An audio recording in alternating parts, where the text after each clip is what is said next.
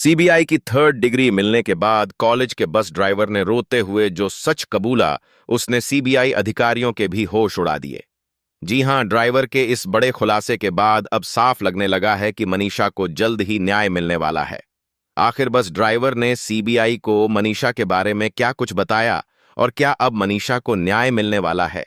यह सब जानने से पहले अगर आप भी चाहते हैं कि मनीषा को जल्द से जल्द न्याय मिले, तो इस वीडियो को अंत तक जरूर देखें और कमेंट में लिखें, we want justice for Manisha. Manisha case सिर्फ एक लड़की की मौत की कहानी नहीं है, बल्कि यह उस पूरे समाज की मानसिकता को सामने लाता है जहां सच और झूठ, हत्या और आत्महत्या, प्यार और डर सब आपस में उलझ जाते हैं। हरियाणा के भिवानी जिले की मासूम बेटी मनीषा की दर्दनाक मौत ने सिर्फ हरियाणा ही नहीं बल्कि पूरे देश को हिलाकर रख दिया। जिसने भी मनीषा की डेड बॉडी देखी, उसके रोंगटे खड़े हो गए। महज 19 साल की उम्र में नर्स बनने का सपना देखने वाली मनीषा का सपना आज सपना ही रह गया। मगर अफसोस, अब वह हमारे बीच नहीं रही।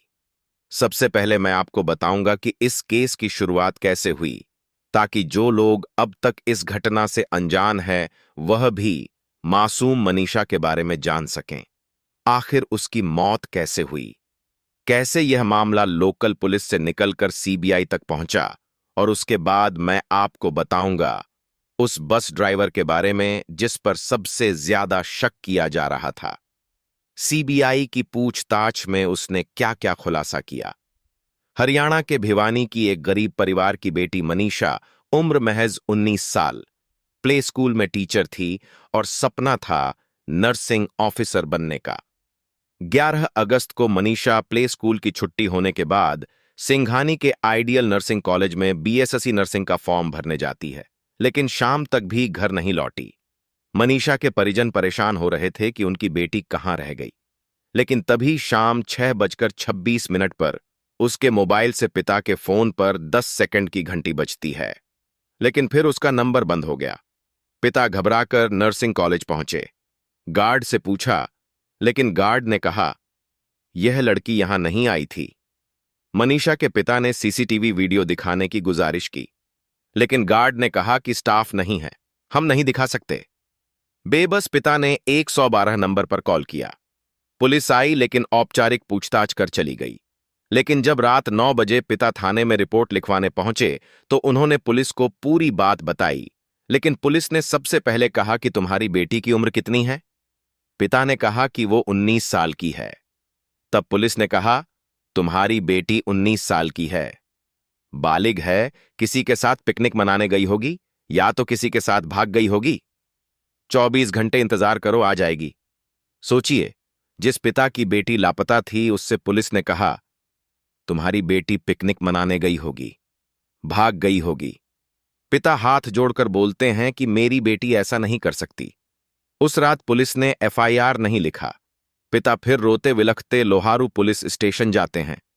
पुलिस से कहते हैं कि हमने मनीषा को हर जगह ढूंढा, लेकिन उसका कहीं पता नहीं चल रहा। एफआईआर तो दर्ज कर ली गई।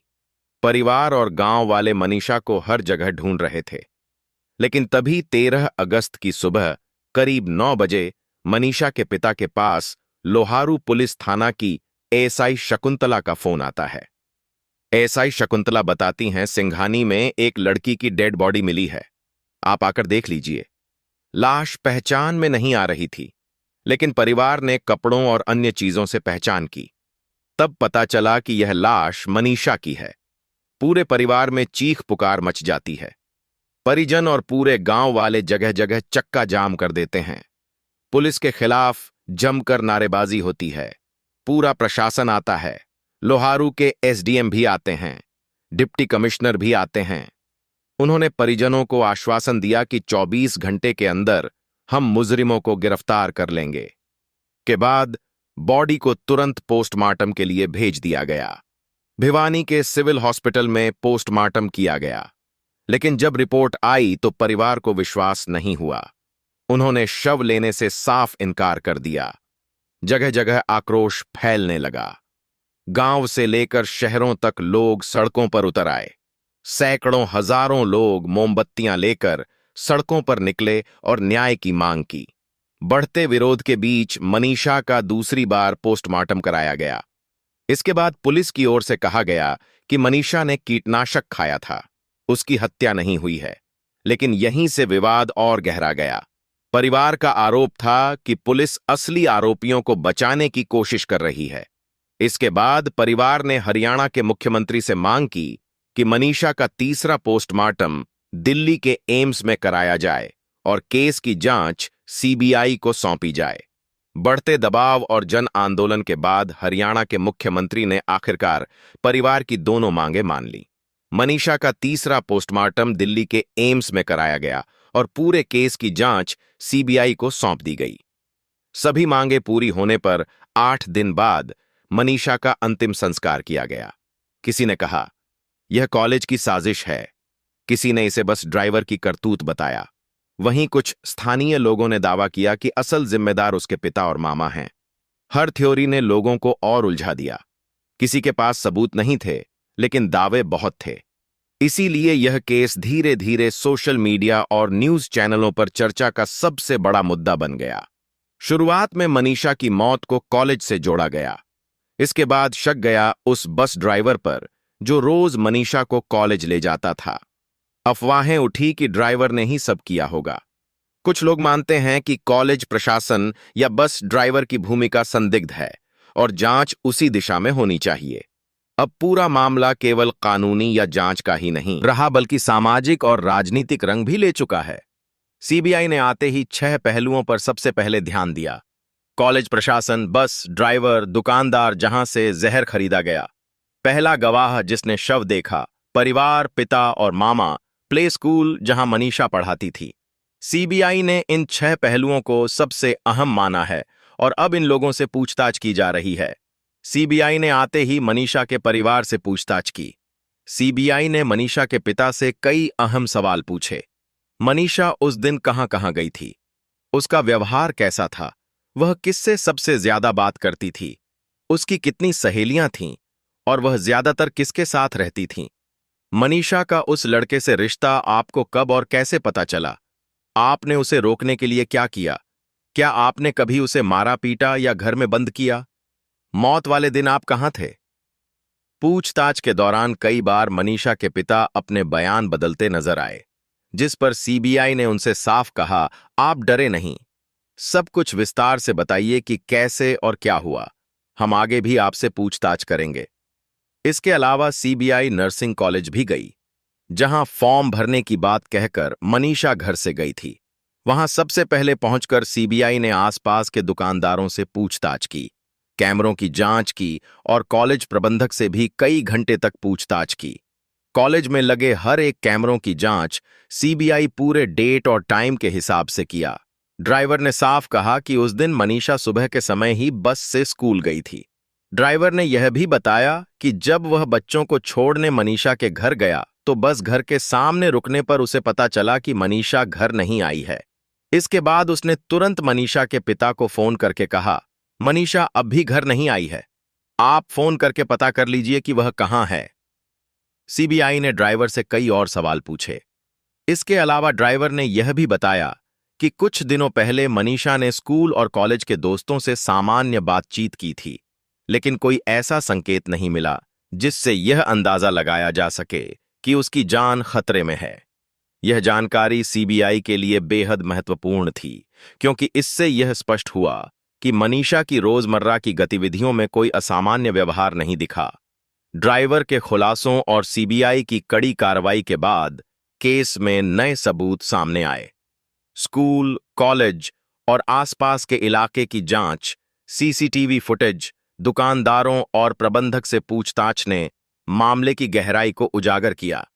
छानबीन के दौरान सीबीआई को एक सीसीटीवी वीडियो मिला है, जिसमें मनीषा को उस दुकान से कीटनाशक लेते हुए देखा गया, जहां से अब तक कीटनाशक खरीदने की बात सामने आई थी। सीबीआई इसे एक अहम सबूत मान रही है। इसके अलावा सीबीआई घटनास्थल पर भी गई। वहां पर सीबीआई ने करीब 2 घंटे तक छानबीन की। आसपास के खेतों और गांवों में जाकर भी कई लोगों से पूछताछ की। जांच इस बात पर केंद्रित है कि उस दिन वह किन लोगों के संपर्क में आई और किन हालातों में वह आखिरी बार देखी गई।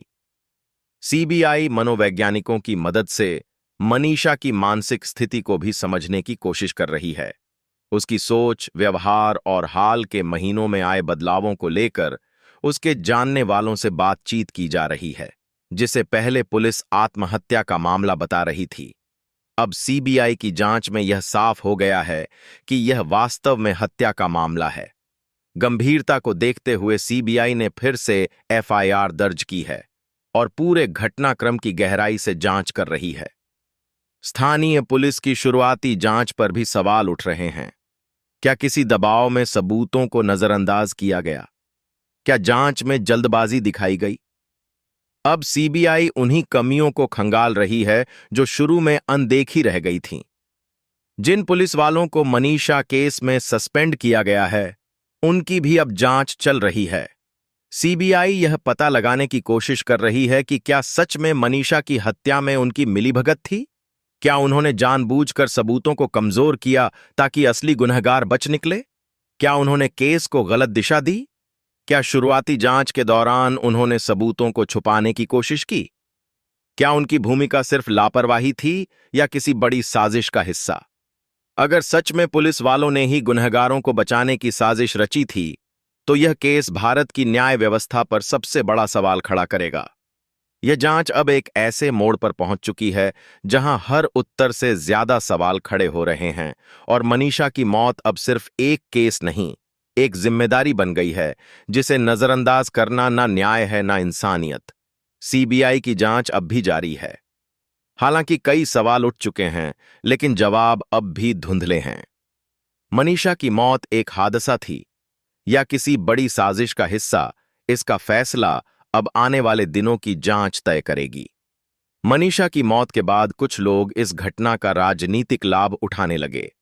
उन्होंने झूठ फैलाकर जनता को गुमराह करने की कोशिश की ताकि भोली भाली जनता उनके प्रचार में फंस जाए और सच्चाई की ओर ध्यान ना दे सके। इस पूरे घटनाक्रम में राजनीति का रंग साफ तौर पर दिखाई दिया। आंदोलन में कुछ ऐसे लोग भी शामिल हुए जो सोशल मीडिया के जरिए खुद को चमकाना चाहते थे। वहां भाषणबाजी और प्रचार इस तरह किया गया मानो सच्चाई को जानबूझकर तोड़ा मरोड़ा जा रहा हो। लोग माइक लेकर जज बन बैठे। कोई कह रहा था अंग निकाले गए हैं। जिसके समझ में जो आया उसने खुद को हाईलाइट करने के लिए तरह तरह की कहानियां गढ़ दी। परिवार अंतिम संस्कार करना चाहता था, लेकिन राजनीतिक पार्टियों और कमेटियों ने दबाव डालकर ऐसा होने नहीं दिया।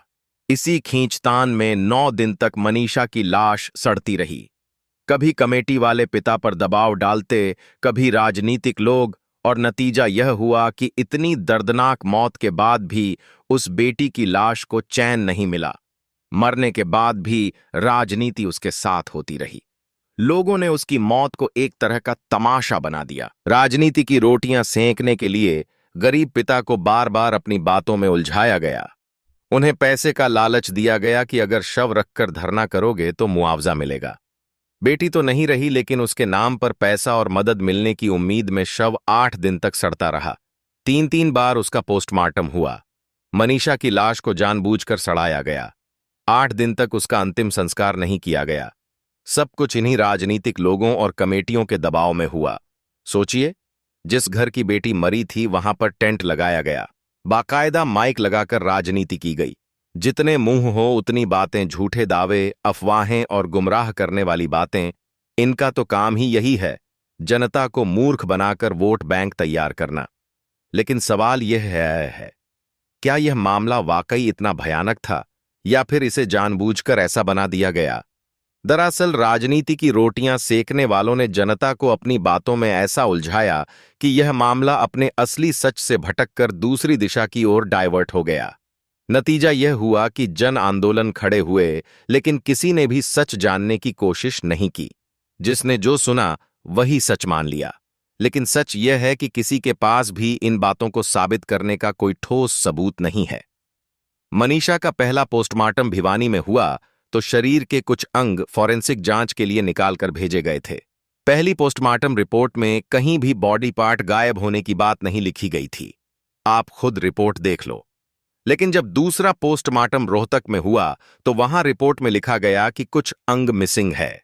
असल में दूसरे पोस्टमार्टम रिपोर्ट में अंग मिसिंग इसलिए बताए गए क्योंकि पहले पोस्टमार्टम के दौरान ही वे अंग फॉरेंसिक जांच के लिए निकालकर भेज दिए गए थे। यह एक सामान्य मेडिकल प्रक्रिया है। रिपोर्ट में साफ लिखा है कि कौन कौन से अंग जांच हेतु भेजे गए हैं, लेकिन इसी दूसरी रिपोर्ट को देखकर कुछ आधा अधूरा ज्ञान रखने वाले लोग और अफवाह फैलाने वाले इसे तोड़ मरोड़ कर पेश करने लगे।